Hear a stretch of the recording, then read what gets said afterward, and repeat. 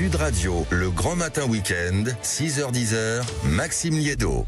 Il est 7h14 sur Sud Radio et près de chez vous ce matin du côté de Marseille. Bonjour Bruno Patorcetti.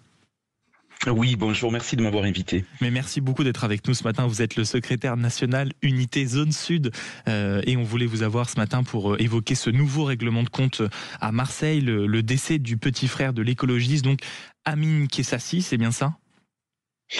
Oui, c'est bien ça. Alors, ne m'en voulez pas, mais c'est vrai que je vais vous reprendre. On n'est pas tout à fait dans un règlement de compte. Non, alors l'enquête est encore en cours, voilà. En effet. Et en revanche, le procureur de la République de Marseille, Nicolas Besson, a révélé que l'hypothèse d'un avertissement, on va dire, n'était pas absolument exclue.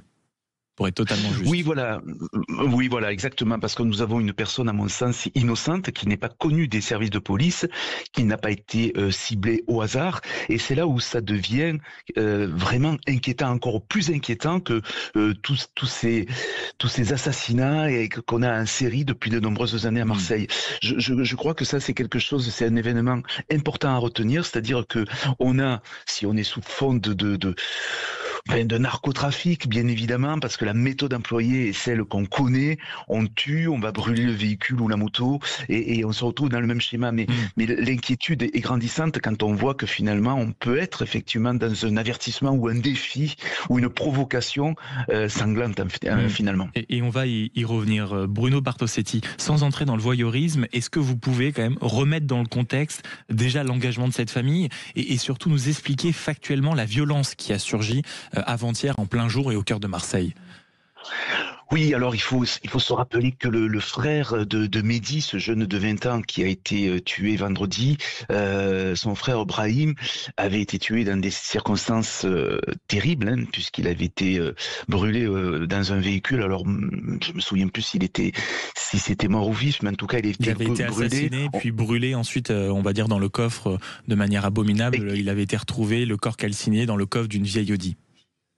Exactement, on a en 2020 si ma mémoire est bonne, oui. Et là on est sous fond de trafic. Ensuite vous avez dans la famille, vous avez Amine qui a sorti un livre récemment, qui en fait son combat finalement, et puis la réponse elle est donnée, si c'est cette thèse qui va être retenue, par la volonté de l'affaiblir et de le toucher en tuant son frère. Il faut savoir aussi, à ma connaissance, qu'il n'avait pas été directement menacé, Amine, mais en tout cas nous avions des pistes sur le fait qu'il pouvait être lui-même victime d'un assassinat, et c'est son frère qui a été touché.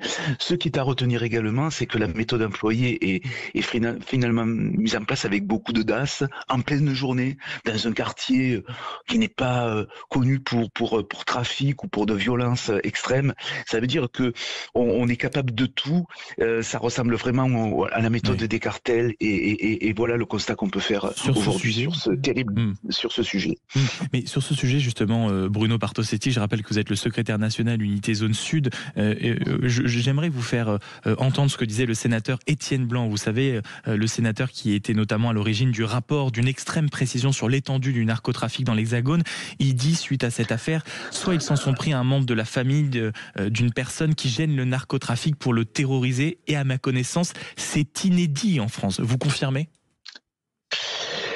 Oui, alors c'est inédit en même temps, parce que ce qui est inédit à mon sens, si j'essaie de creuser dans ma mémoire, mais ce qui est inédit, c'est qu'on a une personne vraiment innocente. Mais vous savez, il y a 40 ans, on a tué froidement le juge Michel, un feu rouge, donc ce n'est pas nouveau non plus. Sans dire que c'est nouveau, là, peut-être directement cibler la famille uniquement, j'ai presque envie de dire, pour faire pression, ça semble inédit. Et pour avoir un peu travaillé quand même hier soir et ce matin, on n'a pas l'impression que ce soit si commun que ça. Oui, dans ce sens-là, bien évidemment, on peut retenir quelque chose d'inédit. Je vais dans ce sens, et c'est là où nous devons, dans ce combat que nous menons contre les narcotrafics, nous aussi, nous devons aller plus loin, et nous devons travailler avec d'autres moyens. On s'essouffle avec les moyens qu'on a. C'est une réponse politique qui doit être donnée avant de parler de réponse pénale, des moyens pour la police. Il faut aller beaucoup plus loin. Quand on regarde en Italie, je dis pas que c'est parfait, mais est-ce que on s'est pas donné donner les moyens dans ce pays de finalement de freiner, d'affaiblir le narcotrafic. Et pourquoi nous n'y arrivons pas en France? Parce qu'on ne se donne pas assez de moyens, même s'il y a le législateur a travaillé là-dessus. Je pense souvent au repenti.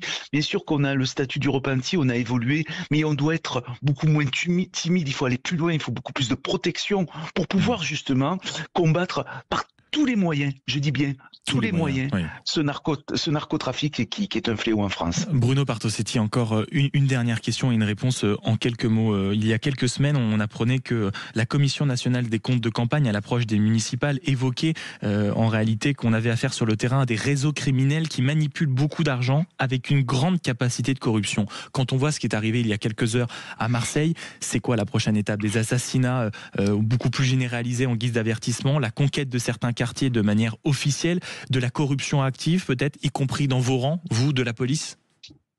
Lorsqu'on parle de corruption, si on parle de la police, on peut parler des magistrats, on peut parler des douaniers, on peut parler des élus. Voilà, ça reste. Mais c'est un sujet. Et effectivement, moi, je soulignerais plutôt aujourd'hui que il y a la corruption, il y a la pression, il y a la menace, et les élus, s'ils ont l'honnêteté de vous le dire, pour beaucoup, ils sont exposés et menacés par ces trafiquants. C'est une certitude. C'est une certitude, et on entend votre certitude ce matin. Merci beaucoup, Bruno Bartosetti, d'avoir été avec nous ce matin, secrétaire national Unité Zone Sud, pour revenir sur cet assassinat d'une ampleur et sans doute marqué d'un signe pour l'avenir qui n'est pas rassurant. Il est 7h20 sur Sud Radio.